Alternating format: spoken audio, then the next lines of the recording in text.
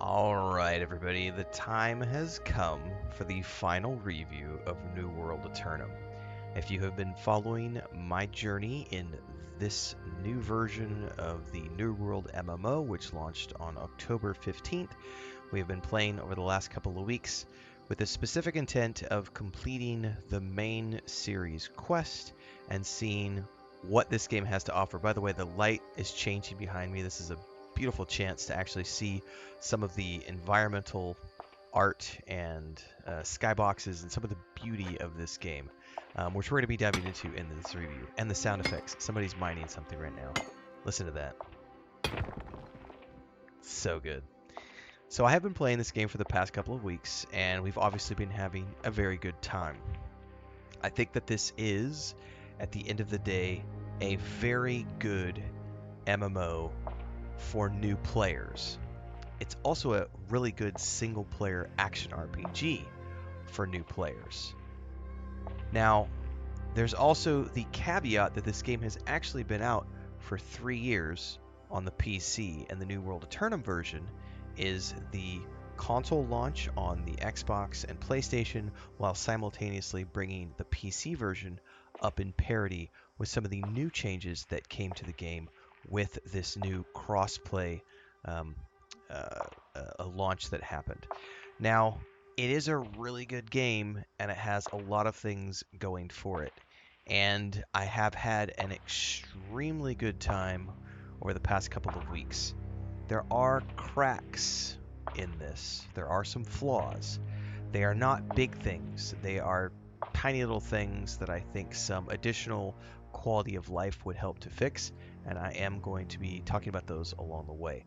But understand that at the end of the day, even though I might critique a few areas, these points of view are somewhat subjective, colored with a vast history of me having played MMORPGs for the past 25 years, along with just playing lots of games because it's my job. So hopefully you take that into consideration as we dive into this review of New World Aeternum.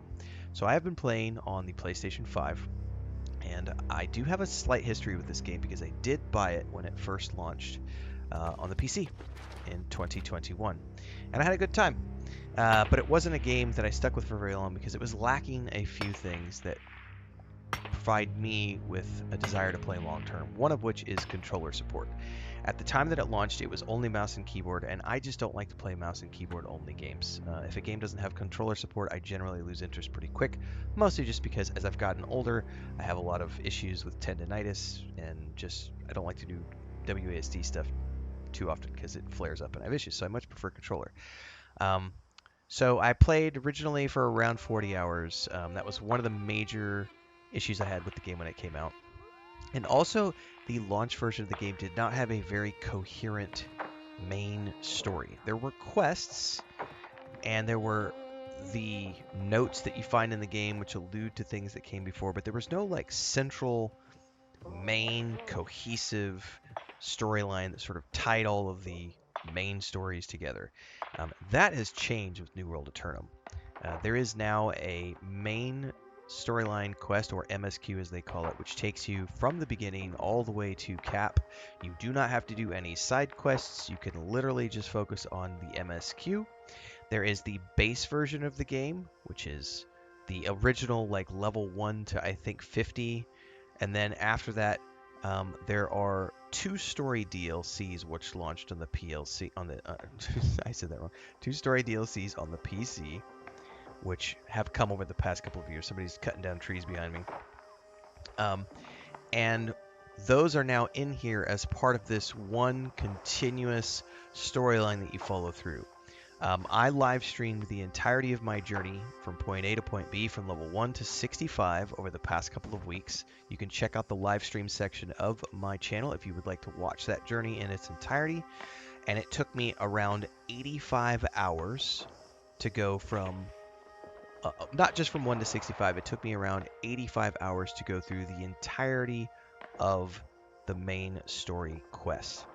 So what does that mean? It means that if you are a person who looks at the value of how much money you pay for a game versus how much content are you going to get out of a game, at the very minimum, because you can strip some time away from my playthrough because I was talking to people, we were chatting with people on the stream, we took AFK breaks for lunch. I did some harvesting one day, I did some faction grinding another day. We estimated at the end of the stream that there was around 75 hours of content from point A to point B to get us through all of the storyline from the start to the finish of the base game and the 2 story DLCs that have come since then.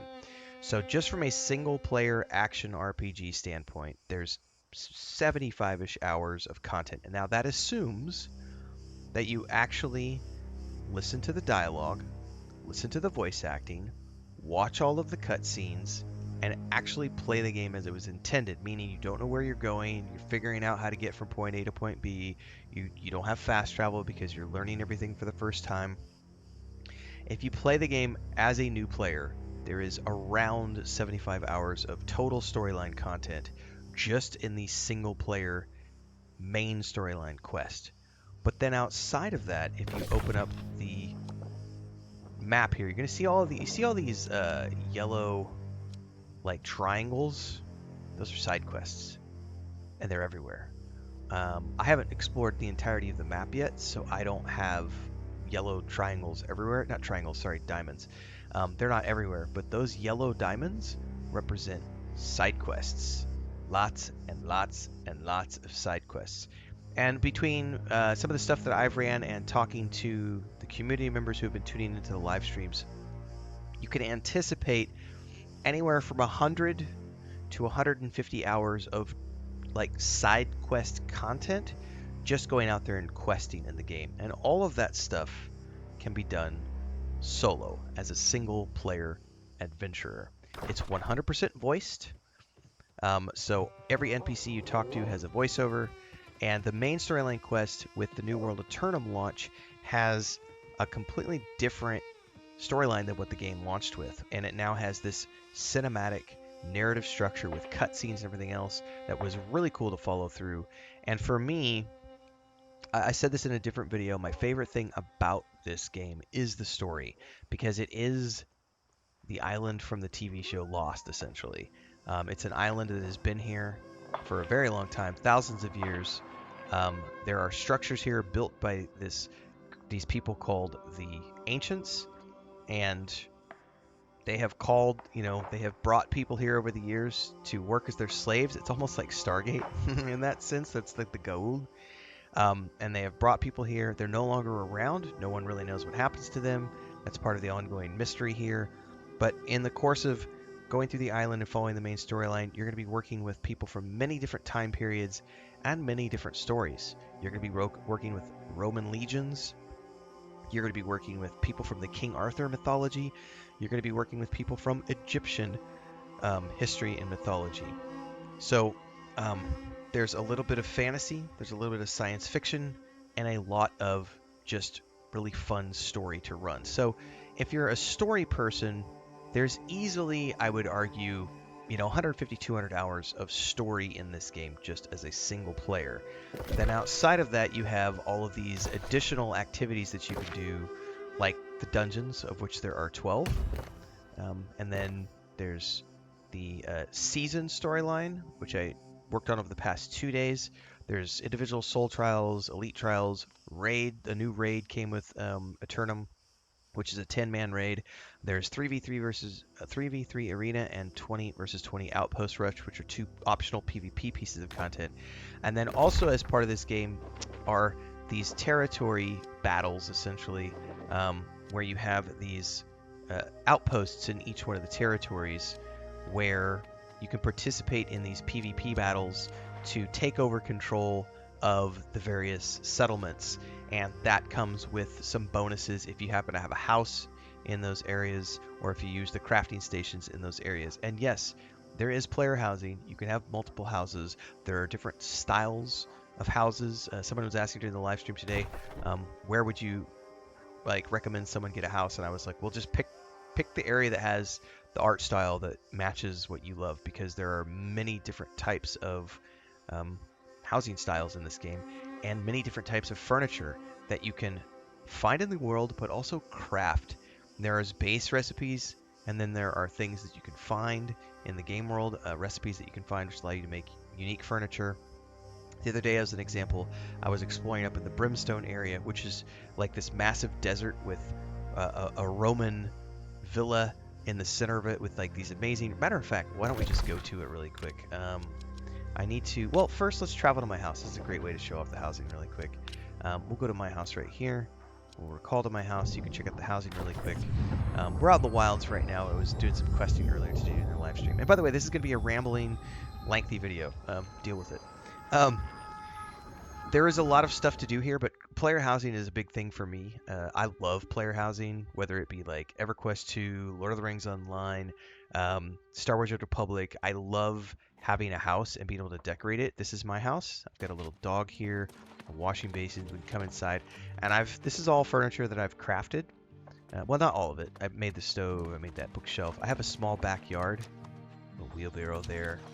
Go upstairs, and I made all this stuff right here. I made the desk, I made the chair, made the bed, the chest, the end tables, found the book, found the painting on a cliff in the middle of the world. I was wandering around and I found a painting in the middle of the game world.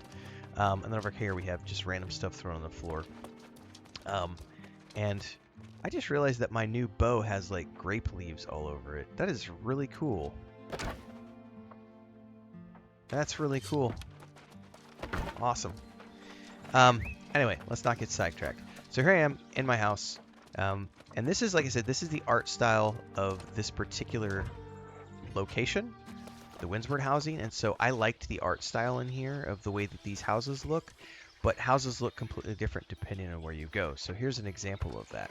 If we go from here and we go out to, I always want to call it New Caprica, which is, we're not watching Battlestar Galactica. It's New Corsica.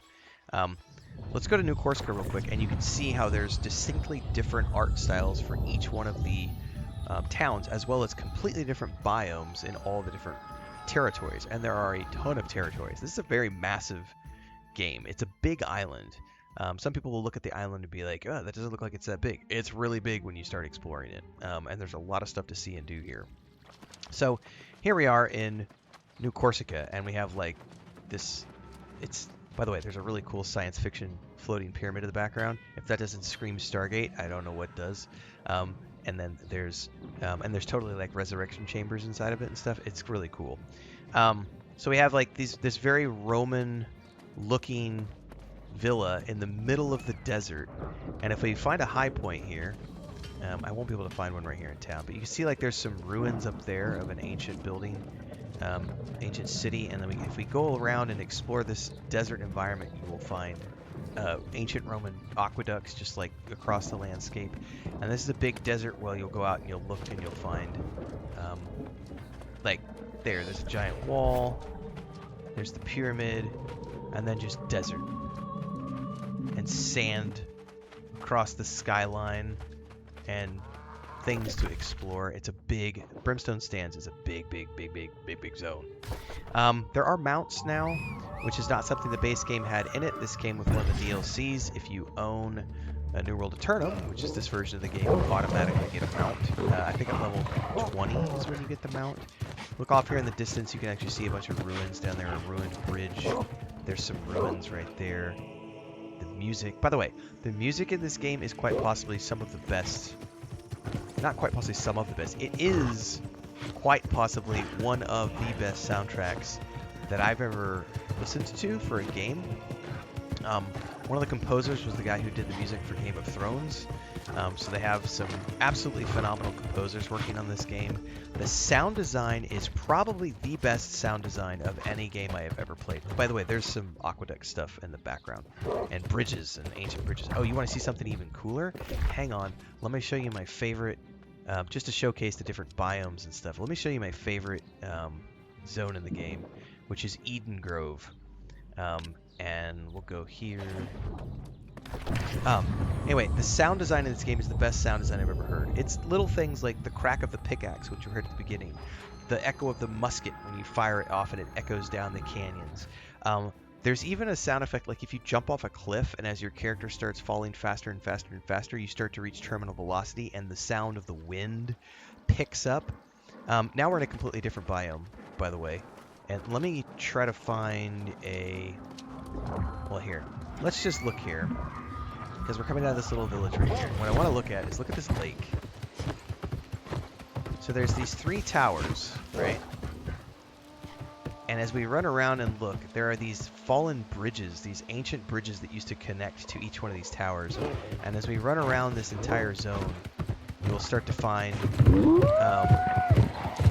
like remnants of all these ancient roads that used to lead into these towers. There's a floating island up in the sky. I'm not going to spoil what that's related to. It's totally a story related to something from the King Arthur mythology, which is just crazy because one moment you're working with the Roman legions, the next moment you're working with Egyptian mythology, and then you're working with King Arthur mythology, and then there's the sci-fi element. Like, there's just all this craziness going on. Look at these bridges, and there's more than one. Let me see if I can get a high point.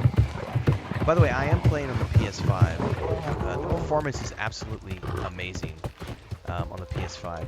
I know that Xbox Series X has great performance, and then I'm going to try to get up here on this outcropping if I can find a way up there really quick. I know that people on the PC have reported various issues, but that's normal with PCs because it's really easy for them to optimize for consoles because there's one console edition for everything. When you start talking PCs, everybody's got different graphics cards, different chipsets. So occasionally people have mentioned issues on the PC. Look at these really cool rock structures with like look at the veins, shifting energy veins. We're gonna have to take care of these guys, which by the way is a great chance to focus on showcasing some of the combat. Here's my bow, and we're gonna drop some. Doing an explosion. Boom.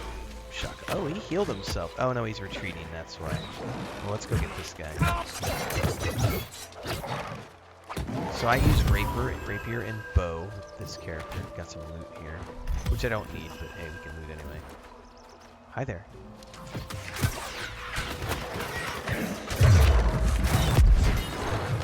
Oh, he just jumped on top of me and wanted to eat me. We're gonna break his shield block. And stab, stab, stabby, stab. Alright, what I really want to do is come over here and jump up on these structures and kind of get a better view of the zone if I can, because this is a great place to show like the different types of landscapes that you're going to be able to see in this game. And we're going to go out here. Oop, there's some silver that I can mine. Let's listen. Oh, it's platinum. Never mind. So this is what I want to do, is get a high POV to show you some of the world building in this game. Take a look at this zone. That's the where we ported in at. That's the town. And then we scroll down here. There's these giant towers in the center. There's the floating island. And then over here we have these bridges that used to lead in and connect. Just absolutely breathtaking visuals. And this is one zone or one territory called Eden Grove. And we can come over here and look at the territories.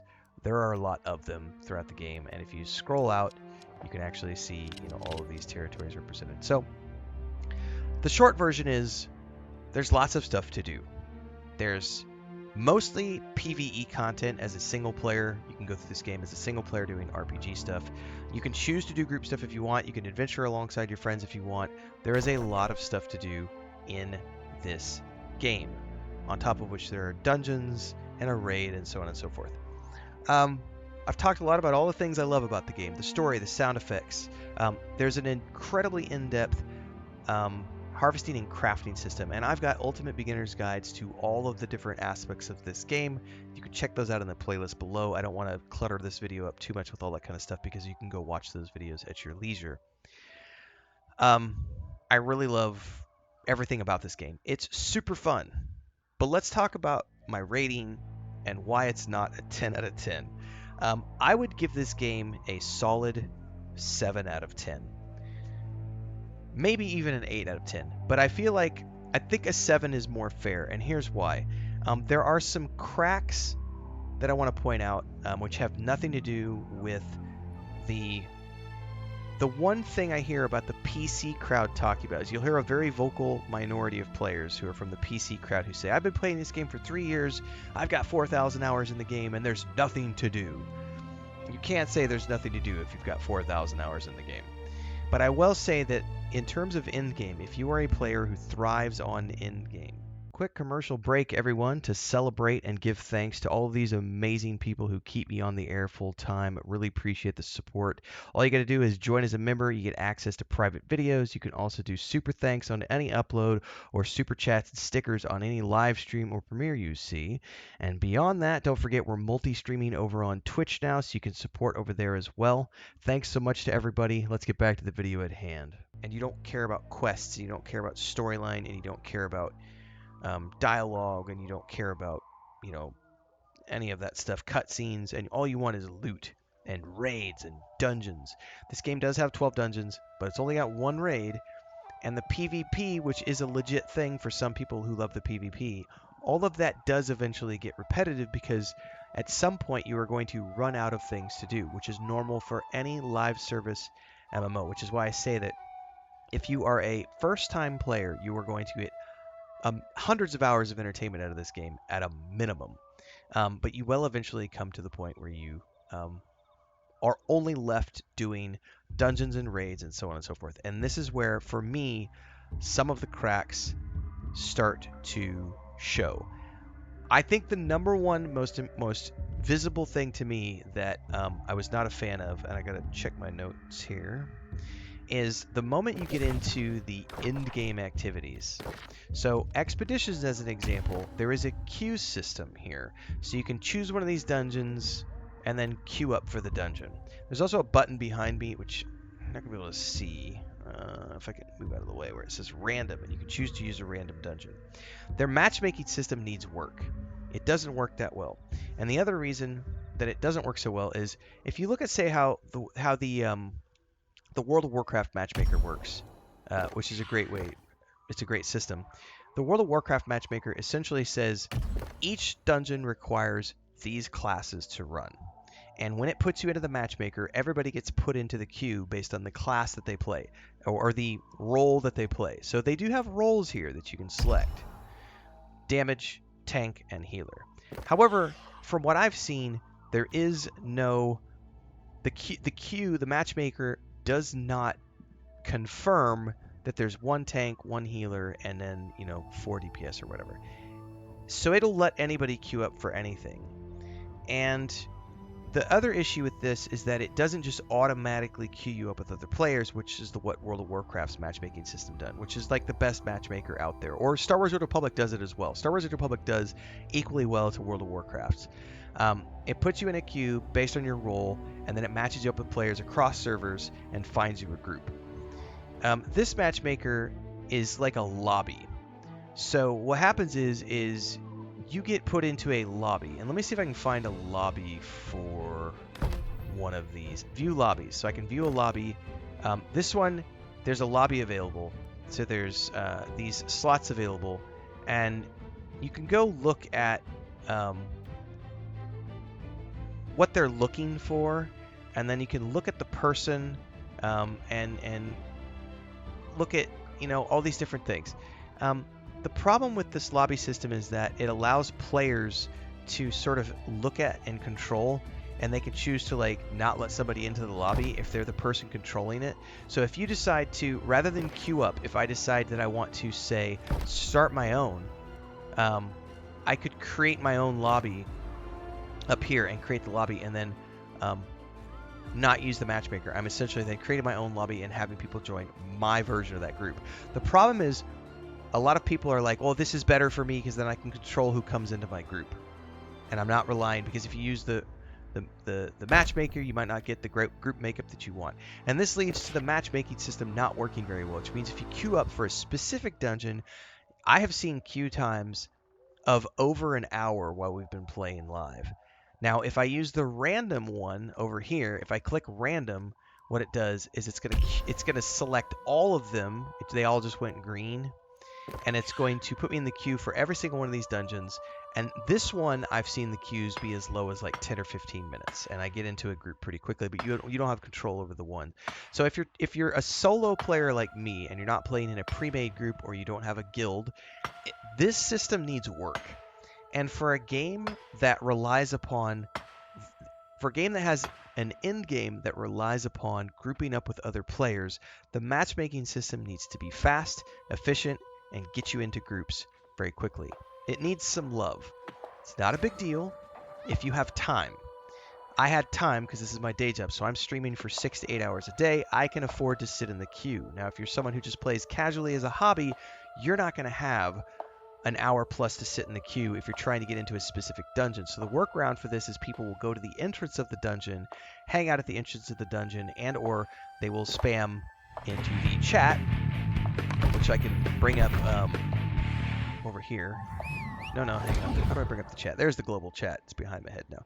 And there's a looking for group channel. But this is where the second of the cracks show up if you are playing on Xbox or PlayStation. So the servers are cross-server. They're cross-server, cross-play servers. So you have Xbox, PlayStation, and PC players all playing in the same place. You can toggle that on or off, by the way. You can choose to only play with people from your ecosystem if you prefer. People will either spam this looking for group channel to find groups as opposed to using the matchmaker, or they will go to the dungeon entrance and just wait there and try to find a group that way. The problem with this is that if you are someone who only plays on the controller on your PlayStation or Xbox, you don't have a keyboard, and it's very difficult to type things out into chat because you have to go in here, enter a message, that brings up this, and then you have to manually, one letter at a time. And not everybody has a keyboard that they've got plugged into their PlayStation or their Xbox. This is a system that needs some love because it's very difficult to use the chat if you need to like enter the looking for group channel and try to find a group. So that's an area that really needs a lot of love. And in the same token, I found out today when I was going through the season content, I eventually got to the point where I found a season trial. And you're going to notice this right here. Local groups only.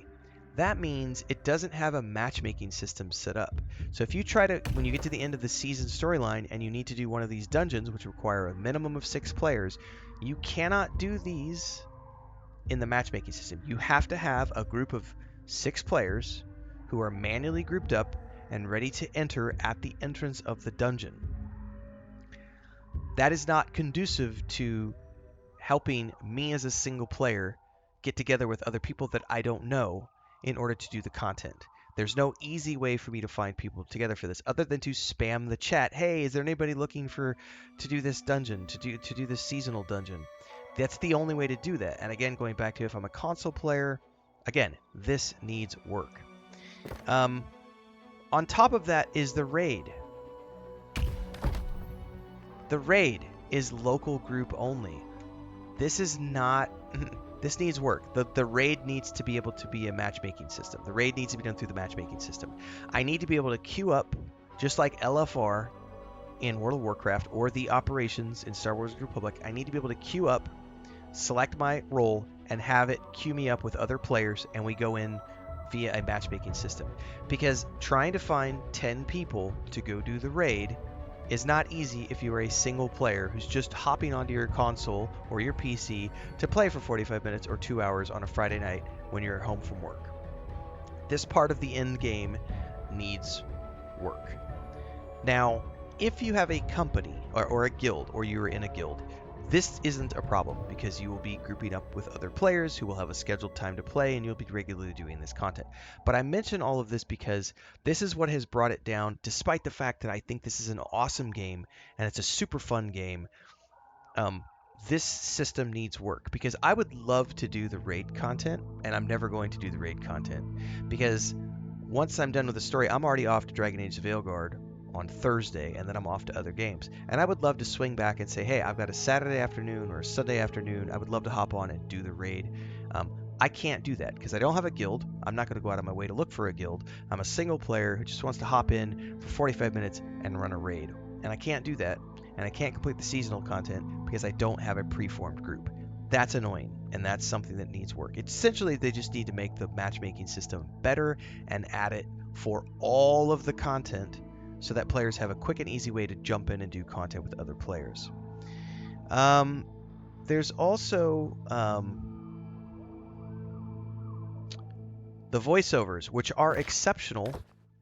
There are times when, as an example, you'll be talking to an NPC and the voice volume is really good, and then you go read a note, and the note has a voiceover, or the book that you're reading has a voiceover, but the voiceover is like 10 decibels lower, and you just can't. You could barely hear it. There is some love that needs to be given to, as much as I said this game has the best sound design of any game I've ever played. The voiceovers attached to reading notes those volume levels need to go way up. And again, these are tiny little things that do not take away from my overall enjoyment of the game. They're just things that need some work. Other than that, the performance is exceptional. The game has a ton of content. It was a lot of fun.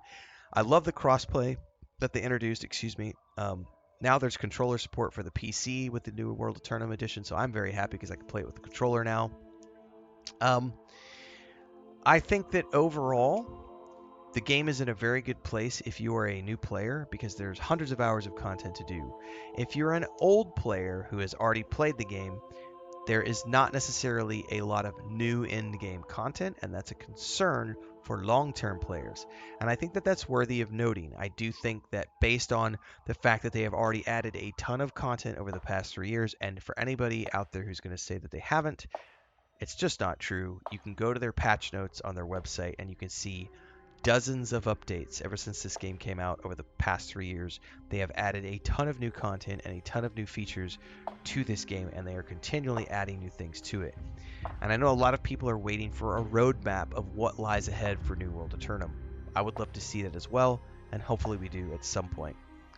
The other little thing that I don't like, and it's just a tiny little nitpick, and I think it needs some work, is, and I understand why they do it, is that if I were to go down here really quick, it doesn't really matter for things like trees and roots, but these nodes that were here earlier, nodes are individually based. It's crafting nodes. So there's lots of trees, that's not a big deal. But when it comes to like mining nodes, it's a challenge to find mining nodes because everyone is competing for mining nodes. Now, considering this game has a PvP element to it, which you can turn, you don't have to participate in that at all. It's off by default. You can choose to participate in it. I understand why they have it that way, but it is slightly annoying when, as an example, I may not find anything down here. If I go shoot a deer, or if I shoot a wolf or something, and then I want to then harvest that wolf, someone else can run up and harvest the mob that I just took out. And as someone who never participates in PvP, like, I hate PvP. I only like the PvE content of any game. So here's an example. Here's this boar. Let's take care of the boar. Now I can skin this boar. So can anyone else that has the relevant skinning, which means people can just run up. And this is an annoyance when you have a quest that requires you to skin a mob, because there are some quests that require you to do that. And you won't be able to do it because someone else stole it out from under you. That's something else that needs a little bit of work. So there are little things that I would say bring it down from a, I think if they fixed all of these issues, I would have no problems giving this game a 10 out of 10. The game was so much fun, like so much fun, guys. I can't stress enough how much fun I had playing this game. Like, it was a great time over the past 2 weeks. If they could fix these little things and add some polish and some additional quality of life stuff to what they already have here, I would have no problems giving this a 10 out of 10. And there are very, very, very few games that get a 10 out of 10 from me.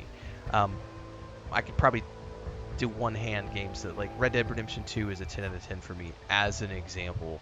Cyberpunk 2077 2.0 with the Phantom Liberty, 10 out of 10. Like, there are a handful of games that stand out. This game stands out to me as a game that could be a 10 out of 10 if they would fix these issues, add the quality of life features, and so on and so forth. But as it stands now, 7 out of 10.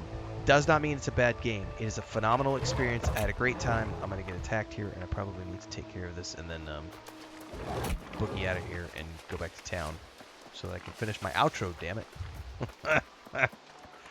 Let's take care of this guy. He's gonna eat me. Alright, he's down. Great game. Highly recommend it. There's a ton of videos in my playlist below. I would urge you to check them out. I got a bunch of ultimate beginner's guides on crafting, harvesting, housing, furnishing, carpentry, the ultimate beginner's guide for new players, and a ton of discussion videos around this game. So check them all out. Let me know your thoughts. Drop them down below. And don't forget to tune in every single day at 9 a.m. Mountain because I play a lot of different games. We stream every single day on YouTube and Twitch. This is my day job. There's a ton of different stuff on the channel, so check out the playlist. And for those of you following along in real time, we're getting ready to jump into Dragon Age Veilguard next, then Stalker 2, Indiana Jones and the Great Circle after that. We have a jam-packed 2024, so we'll see you in the next one. Stay safe. Happy gaming.